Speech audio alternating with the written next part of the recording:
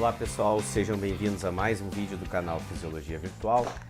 No vídeo de hoje nós estaremos fazendo o último vídeo da série de bioeletrogênese, que será voltado para a condução do potencial de ação ao longo do nervo. Nós já discutimos nessa série como é que ocorre a geração desses potenciais de membrana a partir de diferentes cargas, como é que essas cargas atravessam a bicamada lipídica, como é que elas se comportam. Depois nós discutimos como é que se dá o potencial de repouso dessa célula.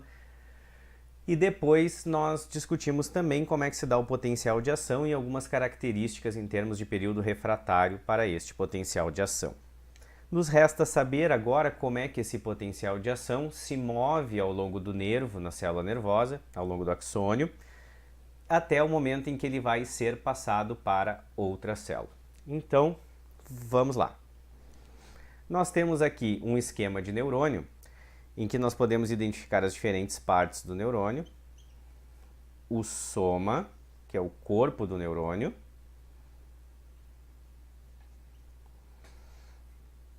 aqui a gente pode expandir um pouquinho o desenho com os dendritos.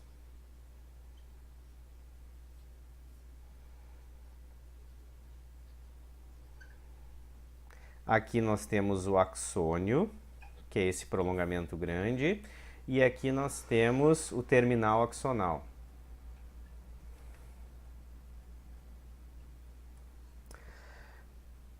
O circuito da informação no neurônio, a direção que a informação segue no neurônio, geralmente é do corpo.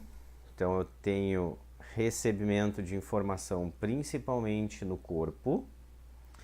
E essa informação segue em direção ao terminal axonal. Chegando aqui no terminal axonal, eu preciso passar essa informação adiante, que aí é assunto dos próximos vídeos, na próxima série de vídeos que irá aparecer no canal. Então eu posso receber informação em diferentes partes do neurônio, mas de forma geral ela vai seguir do corpo pro axônio. O potencial de ação, ele se inicia numa região do neurônio que a gente chama de cone axonal, que é essa região onde surge o axônio. Então é aqui que começa o potencial de ação.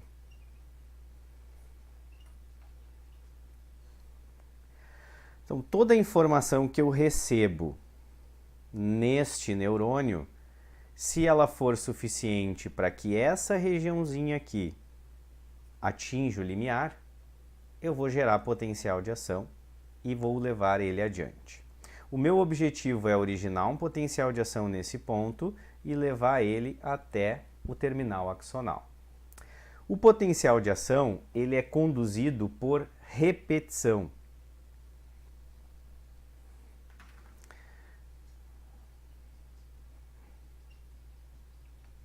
Isso quer dizer que eu vou ter que repetir ele ao longo de todo o axônio.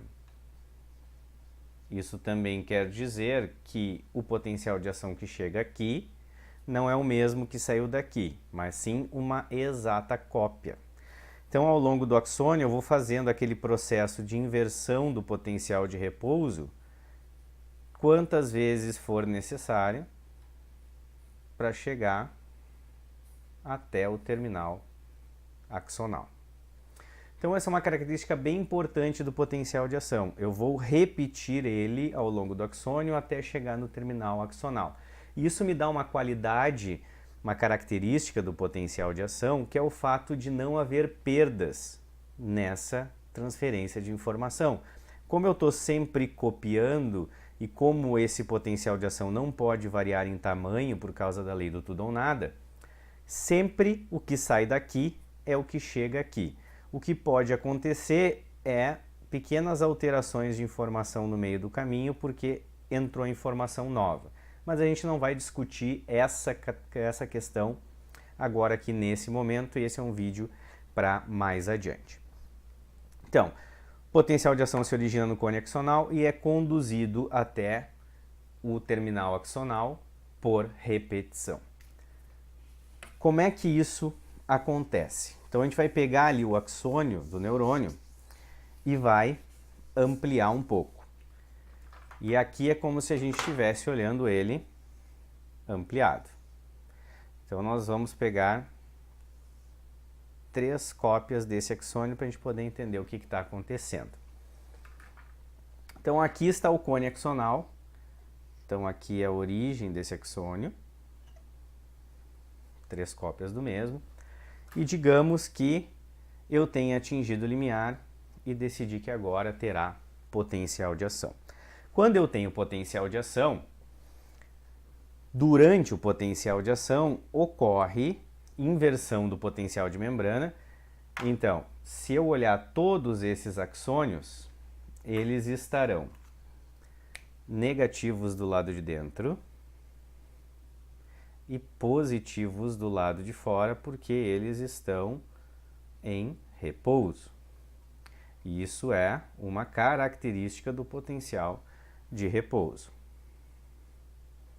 Então vamos fazer isso para todos esses axônios aqui, que são o mesmo, copiado várias vezes, porque agora eles estão em repouso.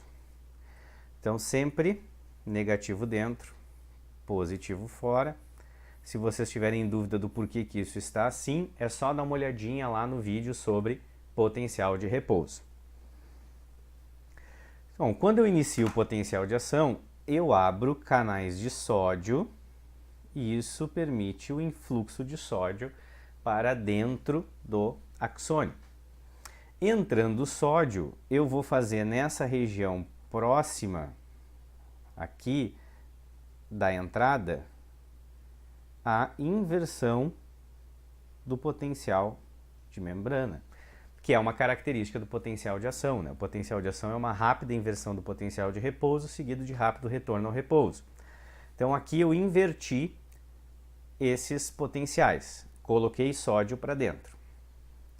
Só que isso ocorreu só nessa pequena porção da membrana, e eu preciso propagar isso aqui para frente. Depois dessa abertura, isso significa que eu fiquei com um pouco mais de sódio aqui dentro do que eu tinha antes, nesta região. A região um pouquinho mais para frente, ela continua com a mesma quantidade de sódio que uma célula em repouso teria, ou seja, uma quantidade bem baixa de sódio no seu meio intracelular e uma concentração alta de sódio no meio extracelular. Como aqui tem mais sódio do que aqui, ocorre difusão desse sódio. Esse sódio difundindo para cá, ocorre agora uma despolarização leve dessa célula, mas que é o suficiente para levar essa nova região até o limiar. Em todo o axônio eu tenho canais de sódio regulados por voltagem. Isso quer dizer que se eu fizer alterações de voltagem que levam a célula até o limiar, eles vão abrir. Então esse sódiozinho que difundiu por ter entrado neste potencial de ação, essa aqui é a primeira repetição do potencial de ação, vai fazer com que canais de sódio mais adiante se abram, permitindo a entrada de sódio e gerando o potencial de ação aqui. Então o sódio que entrou nessa etapa desencadeia a próxima repetição. E aí eu repito isso mais adiante. Agora aquela porção inicial lá já voltou ao repouso. Mas o sódio que entrou aqui gerou diferença de concentração entre aqui e aqui. Eu vou difundir para cá e vou repetir aquela situação. Essa pequena difusão de sódio leva essa região da membrana até o limiar.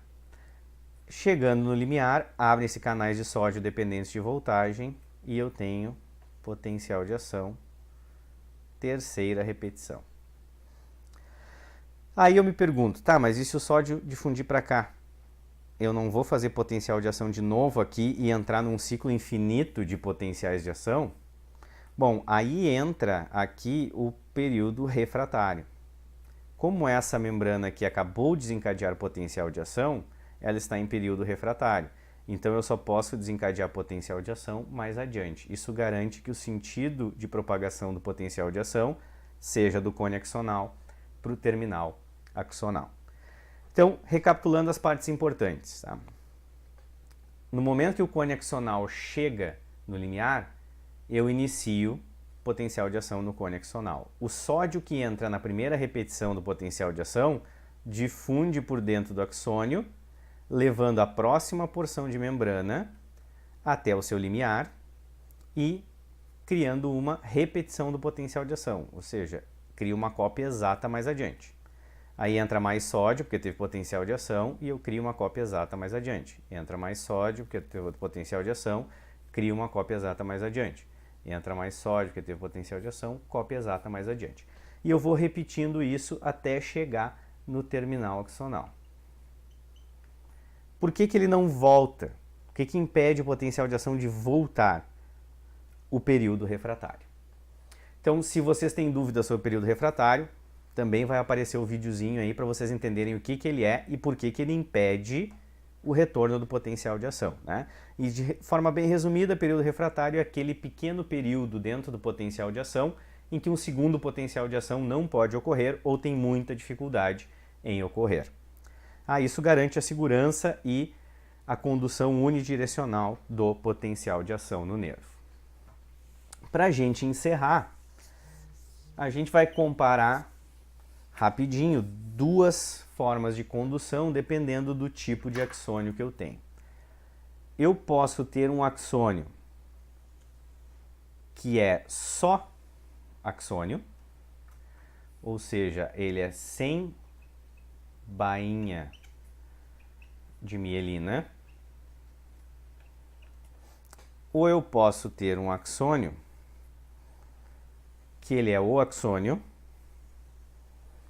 e de tempos em tempos, ou seja, de distâncias em distâncias, esse axônio se encontra envolvido pela membrana de uma outra célula, formando uma espécie de isolamento, formando uma camada de proteção nessa parte. Quem faz isso daqui depende de onde estou. Se eu estou no sistema nervoso central, quem faz é oligodendrócito, o nome da célula. Se eu estou no sistema nervoso periférico, quem faz são as células de Schwann. O importante aqui é eu saber que existe uma célula que enrola o axônio, isolando ele de tempos em tempos. Mas não é contínuo esse isolamento. Eu tenho espaços e esses espaços se chamam nodos de Ranvier. No axônio sem bainha de mielina, eu vou ter que repetir o potencial de ação em cada porçãozinha do axônio até chegar no meu destino. Então, muitas repetições do potencial de ação até chegar no terminal axonal. Quando eu tenho bainha de mielina, essas regiões onde a bainha de mielina está não possuem canais de sódio dependentes de voltagem, ou seja, não posso desencadear potencial de ação aqui. Mas elas também não possuem bomba de sódio e potássio. Então significa que eu não vou roubar o sódio que entrou aqui, porque aqui todo o sódio que entra, logo depois eu jogo o restinho dele para fora. O sódio entra e a bomba de sódio e potássio joga para fora. Sódio entra, a bomba de sódio e potássio joga para fora. Mal dá para eu despolarizar um pedacinho da membrana para gerar o próximo potencial de ação. Eu não consigo ir muito longe sem voltar ao repouso, porque a bomba de sódio e potássio está sempre me jogando para fora. Eu não consigo aumentar a concentração de sódio aqui dentro o suficiente para fazer difusão por um longo caminho. No neurônio com bainha de mielina, que é esse daqui,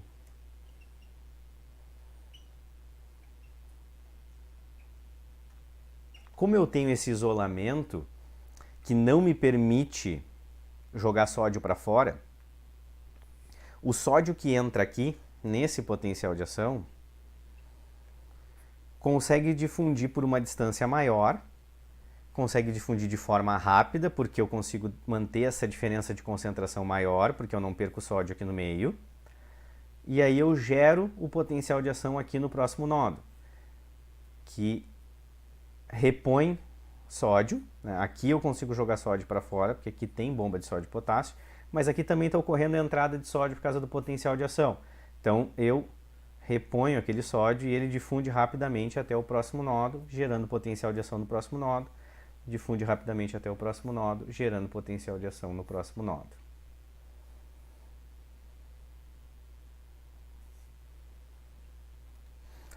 Então aqui surgem algumas características importantes quando eu estou comparando esses dois tipos de axônio.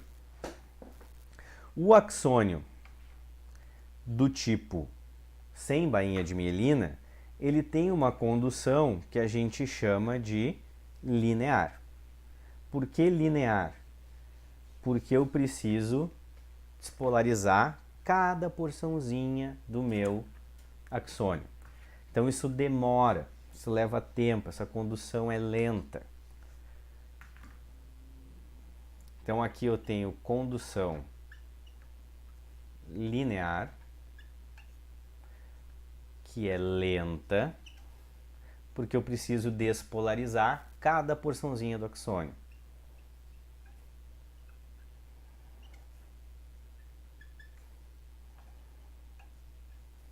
E isso demora. Então, axônios sem mielina são lentos. Quando eu tenho bainha de mielina, eu tenho uma condução que eu chamo de saltatória.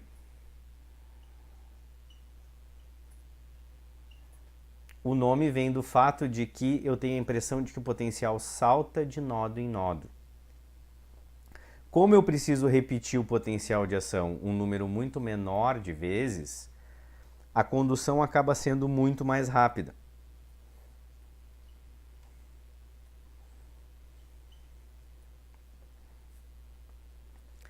Porque eu só despolarizo os nodos.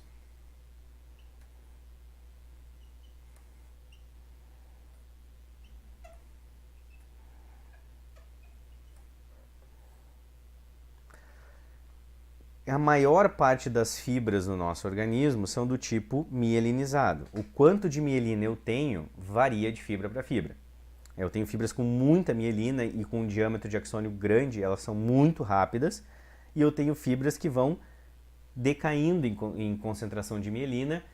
Quanto menor a quantidade de mielina, mais lenta. Quanto maior a quantidade de mielina, mais rápida.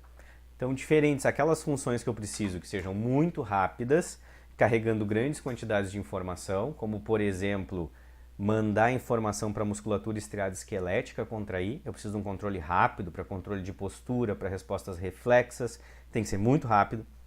Ou eu preciso de informação tátil de alta qualidade discriminativa para levar para o sistema nervoso central, para eu poder entender a forma de um determinado objeto ou algo assim. Também precisa de informação com muita mielina. Para informações que tendem a ser constantes e que vão alterar pouco ao longo do tempo, eu posso recorrer a fibras com menor quantidade de mielina ou até mesmo sem mielina. Por exemplo, a dor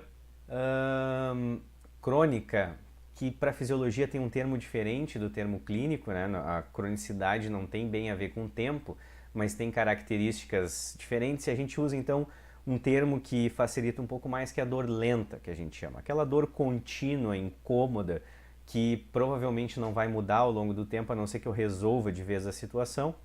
E outro exemplo dessa condução linear é temperatura, né? Temperatura também é conduzida por fibras não mielinizadas ou fibras com pouca mielina. Mas isso a gente entra em mais detalhes mais adiante, quando a gente estiver discutindo neurofisiologia.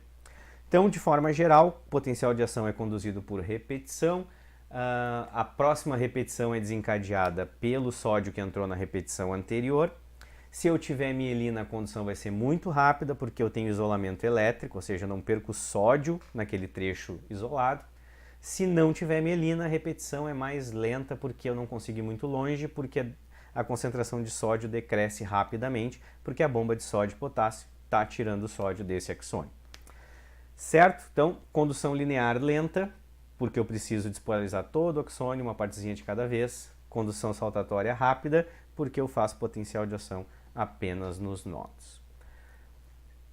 Com isso a gente conclui esse vídeo. Se vocês gostaram, deem um like, compartilhem o vídeo, falem para os seus amigos, colegas para visitarem o canal, curtirem aquilo que eles gostarem, deixem comentários dizendo quais vídeos vocês gostariam de ver no canal, se vocês gostaram do vídeo, não gostaram do vídeo, o que vocês acham que a gente pode fazer para melhorar os vídeos, tornar eles cada vez mais atrativos para vocês. E também sugestões, dúvidas sobre o assunto, o que a gente puder ajudar, iremos ajudando ali nos comentários. Espero que tenham gostado, nos vemos então no próximo vídeo, como sempre, bons estudos e nos vemos na próxima. Até mais!